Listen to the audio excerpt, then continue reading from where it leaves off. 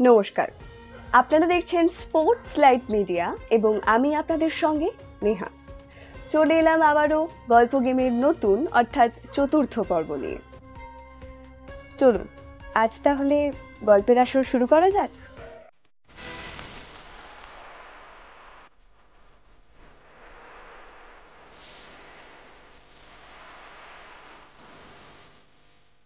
একটা সময় ছিল যখন এশিয়ার ফুটবল মানচিত্রে ভারত ছিল এক উজ্জ্বল তারা। সেই সময় ভারতের ফুটবলাররা শুধু মাঠে খেলতেনই নয়, বরং তারা স্বপ্ন বুনতেন লাখো লাখো মানুষের। আর আজকের গল্প সেই উজ্জ্বলময় উত্থানের এবং দুঃস্বপ্নের মতো এক পতনের। 1951 সালের Asian games.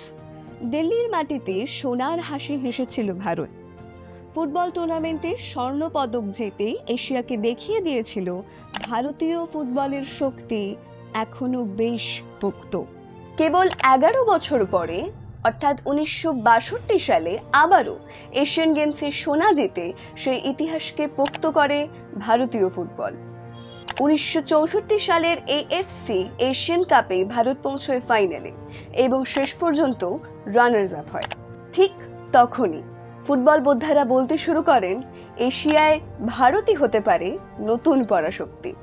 Mohun Bagan, east Bengal এসব দল তখন শুধু ক্লাব ছিল না, ছিল এক একটা আবেগের নাম।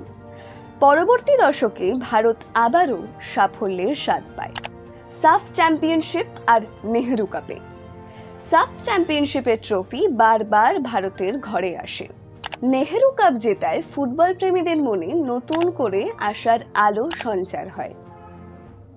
কিন্তু দুর্ভাগ্যজনকভাবে সেই স্বপ্নের গতি যেন থেমে যায় এক নিমেষে। পরিকাঠামোর অভাব, পেশাদারিত্বের ঘাটতি আর পরিকল্পনার অভাব একে একে ভারতের ফুটবলকে ঠেলে দেয় এক গভীর অন্ধকারে। যেখানে একসময় আমরা এশিয়ার সেরা দলগুলোর সঙ্গে সমান তালে লড়তাম, এখন সেখানেই পিছিয়ে পড়ি ফিফা র্যাঙ্কিংয়ে। তবুও আজও ফুটবলের প্রতি ভালোবাসা আজও মুছে যায়নি মানুষের মন থেকে। নতুন প্রজন্মের ফুটবলাররা আই লিগ আর আইএসএল এর মতো টুর্নামেন্টে লড়াই চালিয়ে যাচ্ছেন আজও। হয়তো কোনো একদিন আবারও ভারত ফিরবে ফুটবলের সেই স্বর্ণ যুগে, যেদিন স্টেডিয়ামে গর্জে উঠবে লাখো লাখো কণ্ঠ ভারতের সাফল্যের আনন্দে। কারণ ফুটবল শুধু খেলা নয়, ফুটবল মানে আবেগ, ইতিহাস এবং আত্মপরিচয়। এটাই ভারতের ফুটবল, যার আছে এক গৌরবময় অতীত এবং নতুন করে ভোরের আলো দেখার অপেক্ষা। আজও রাতের অন্ধকারের শেষে নতুন ভোরের আলোর অপেক্ষারত হাজারো ফুটবল প্রেমী। আজকের মতো এইটুকুই। জানাবেন আজকের গল্প আপনাদের কেমন লাগলো। দেখা হবে আপনাদের সঙ্গে আবারও খুব তাড়াতাড়ি গল্প গেমের পরবর্তী পর্ব নিয়ে। ততদিন ভালো থাকবেন, সুস্থ থাকবেন এবং চোখ রাখবেন স্পোর্টস লাইট মিডিয়ার অফিসিয়াল ইউটিউব চ্যানেলে। আজ তাহলে আসি, ধন্যবাদ।